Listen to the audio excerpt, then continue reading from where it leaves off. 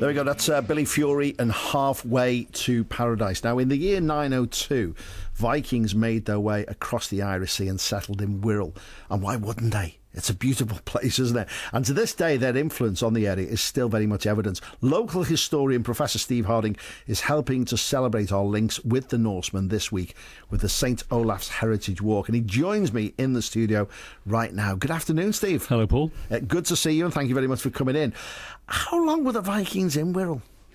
Well, they came in 902, as you say, but we don't know really, and there's evidence from DNA that they stayed to a large extent, because a recent DNA survey of Wirral and neighbouring West Lancashire showed that up to 50% of the DNA of old families from Wirral and West Lancashire appeared to be Norse, Scandinavian in origin, so it seems they stayed.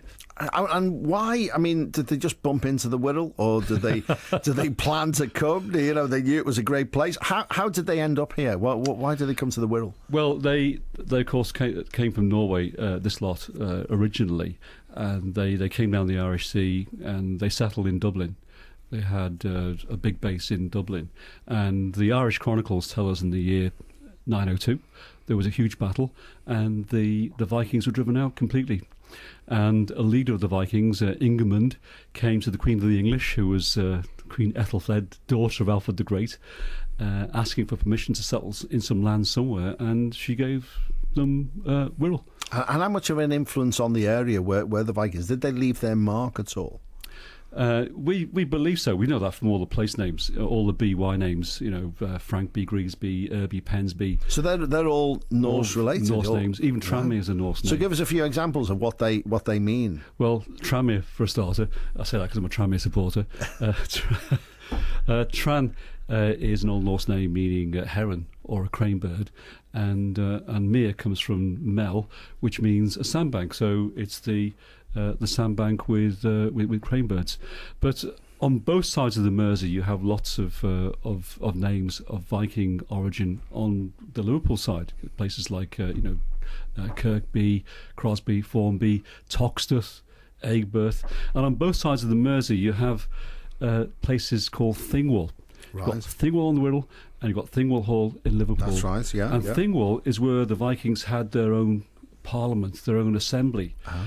And we've got the only two definite Thingwall places in the whole of England. There's Tynwald and the Isle of Man, of course, but we've got only two here. Really? Is that right? And once you've got a Thingwall, it's a sign of Scandinavian autonomy, government and power. So when they were here all those years ago, they were here in great numbers and had virtually their own government. That is amazing. Yep. That is absolutely amazing.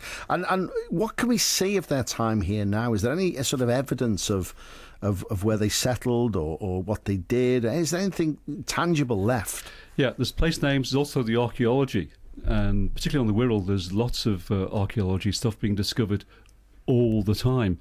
Like there's remains two Viking houses that have been unearthed. One in Irby and one in Lingham. Not the entire house, but the foundations, and various bits of treasure, stonework and things. And on the Liverpool side of the Mersey, Viking treasure was found near Crosby and further up north near Preston. So they definitely had a very strong presence in the whole of this area. And where did your interest yourself come in the Vikings? Where did that all start? Yeah, because I'm a scientist, really. I'm a professor of biochemistry at Nottingham. I got interested because I found out that my football team had a Viking name. Ah, right. As simple as that. So it all comes down to football.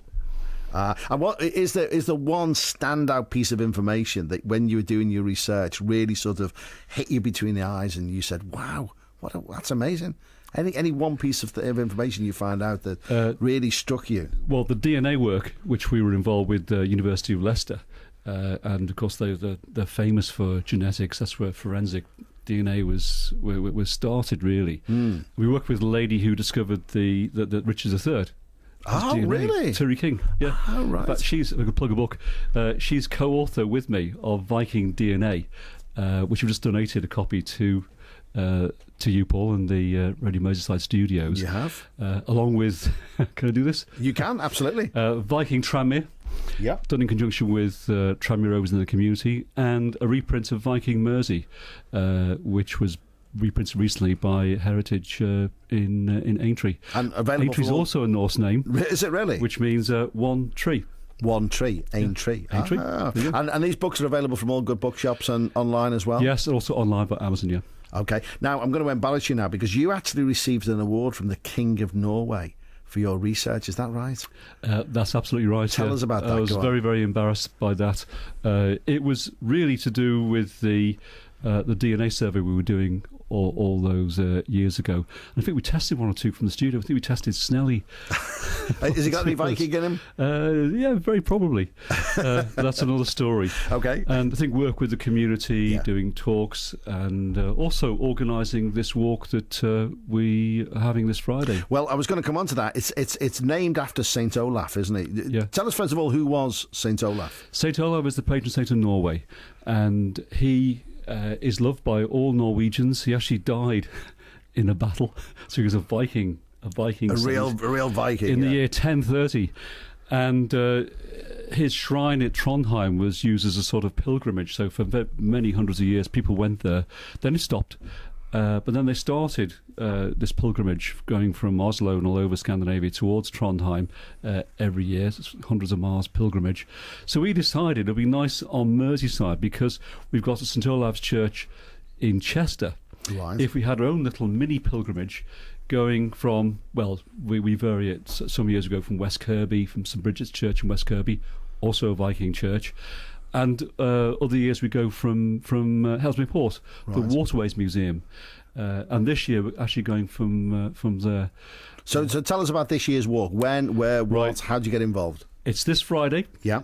We meet at 10 o'clock at the National Waterways Museum, Ellesmere Port. Parking is free.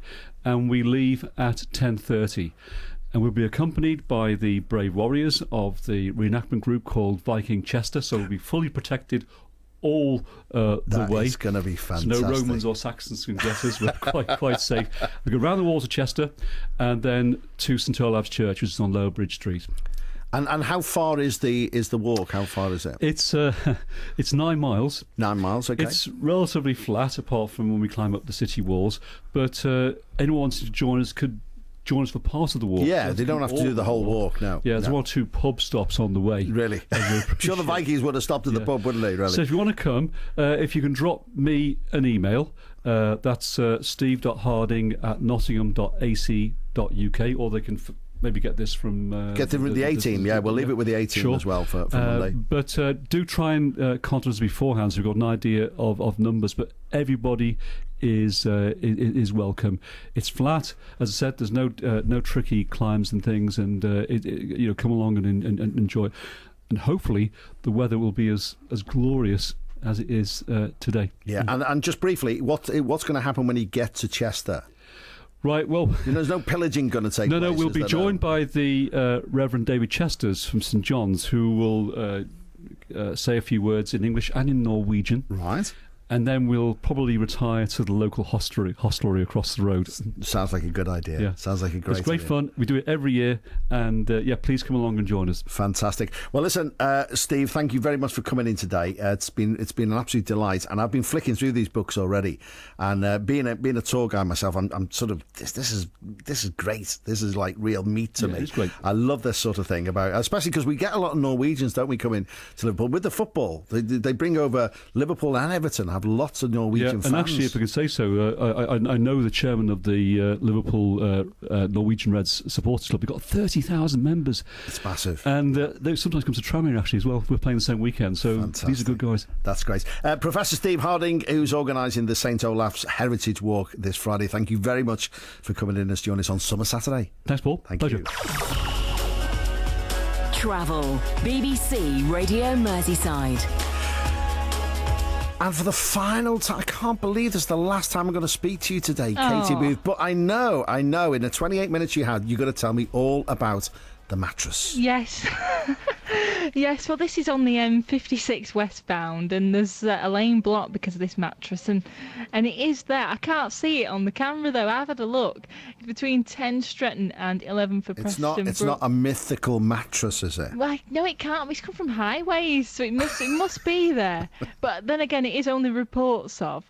So it's the outside lane, the fast lane 3 of 3, that is blocked by this mattress, and so it's. I don't know what would happen even if you drove over it. So certainly don't do that. So that's one to avoid if you are on the M56 heading west this afternoon.